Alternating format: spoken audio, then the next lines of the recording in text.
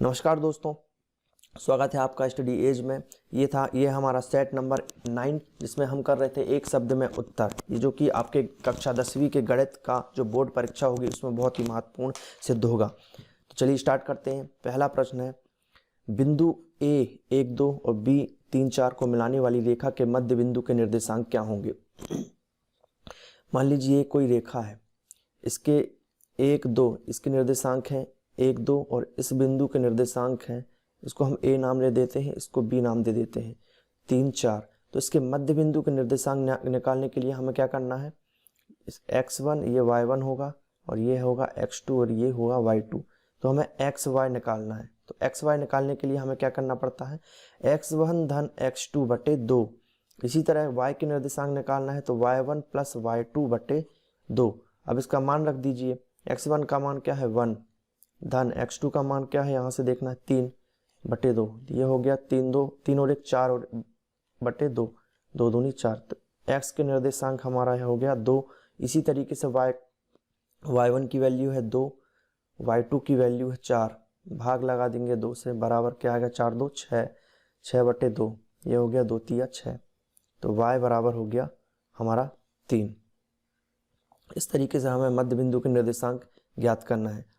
इसी तरीके से आपका यदि व्यास के निर्देशांक दे दिए जाते हैं, व्यास के छोर के निर्देशांक, तो आपको सेंटर का निकालना होता है, केंद्र का। तो इसी तरीके से हम उसको भी सॉल्व करेंगे। अगला प्रश्न है, किसी त्रिभुज के शीर्षों के निर्देशांक 4 3 2 ऋण 3 ऋण 3 5 है, तो केंद्रक के निर्देशांक क्या होंगे। मान लीजिए ये एक त्रिभुज है, तो ये है 4 3, यहाँ बनाया हमने 2 ऋण 3 और ये हो गया हमारा ऋण 3 5। तो इसके केंद्रक के निर्देशांक होंगे, कुछ नहीं करना है, x1 ये है x1 y1 x2 y2 और ये है x3 y3। x1 plus x2 plus x3 कर दीजिए और 3 से भाग लगाना है हमें।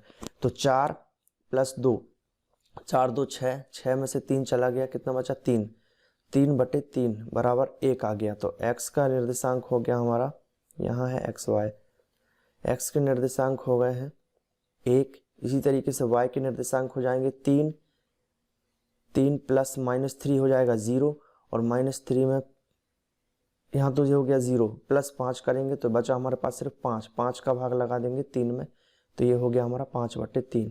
तो इसका आंसर हो जाएगा हमारा 1 और 5/3। ठीक है, उसका सूत्र इसमें आ गया है। अगले प्रश्न में, यदि त्रिभुज के शीर्ष निर्देशांक x1 y1 x2 y2 और x3 y3 हैं, तो केंद्रक के निर्देशांक ज्ञात कीजिए। सिंपल है, इनका क्या करना है, सूत्र, इसका सूत्र होता है x1 plus x2 plus x3 बटे 3। ये हो गया एक निर्देशांक। और दूसरा क्या हो जाएगा, y1 plus y2 plus y3। इससे हमारा y के निर्देशांक निकल जाएंगे।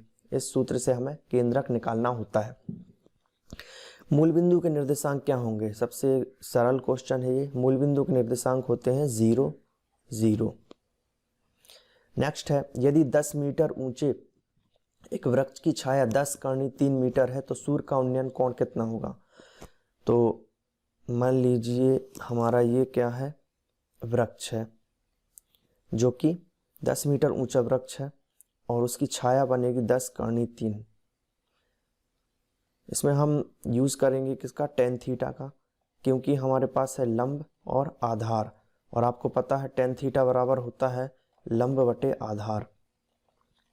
लंब का मान है 10, आधार का मान है 10 करनी 3। 10 से 10 कट गया, बचा हमारे पास 1 बटे करनी 3। और 1 बटे करनी 3 किसका मान होता है, tan 30 का। टेबल याद करेंगे तो tan 30 का मान होता है कितना, 1 बटे करनी 3। ये tan थीटा, tan से tan कैंसिल, तो थीटा बराबर आ गया हमारे पास 30 अंश। ये आ गया हमारे पास 30 अंश। इसका आंसर हो जाएगा, सूर्य का उन्नयन कोण उस समय 30 अंश होगा। हमारी आंख से उस वस्तु को जिसे हम देख रहे हैं को जोड़ने वाली रेखा क्या कहलाती है, उसको हम बोलेंगे दृष्टि रेखा। दृष्टि रेखा, ठीक है। मान लीजिए यहाँ कोई वस्तु है और ये हमारी आंख है। यहाँ आंख से वस्तु को जोड़ने वाली रेखा को हम बोलते हैं दृष्टि रेखा। नेक्स्ट है 1 2 3 4 5 का समांतर माध्य ज्ञात कीजिए। तो समांतर माध्य कैसे निकालते हैं हम, जितनी संख्याएं उनको जोड़ देते हैं और जितनी संख्याएं होती हैं उससे भाग लगा देते हैं। कितनी संख्या है 1 से लेके 5 तक, 1 2 3 4 5, इन सबको जोड़ा, कितनी संख्या है 5 है तो 5 से डिवाइड कर दिया, ये हो गया 5 4 9 9 3 12 12 2 14 और 1 15/5, 5 3 15, ये आंसर हमारा आ गया समांतर माध्य 3। इसी तरीके से 2 4 8 7 5 4 9 6 7 1 7 ये आंकड़े दिए हैं, इनका बहुलक क्या होगा। तो बहुलक क्या होता है, वे आंकड़े या प्रेक्षण जो सबसे ज़्यादा बार आते हैं उनको हम बहुलक कहते हैं। इसमें देखो सबसे ज़्यादा बार कौन सी संख्या है 7, देखिए 1 2 3 बार है 7, तो इसका बहुलक क्या हो जाएगा 7। तो ये था सेट नंबर 9 जिसमें हमने पुराने पेपर्स से देखकर जो है आए हुए क्वेश्चन को निकाला और इसमें जो है संग्रहित किया। तो इसके बाद हम करेंगे सत्य असत्य और सही जोड़ियाँ। तो चैनल के साथ बने रहिए और चैनल को सब्सक्राइब करना बिल्कुल भी ना भूलें, ऐसे महत्वपूर्ण वीडियोस आते रहेंगे। Thank you.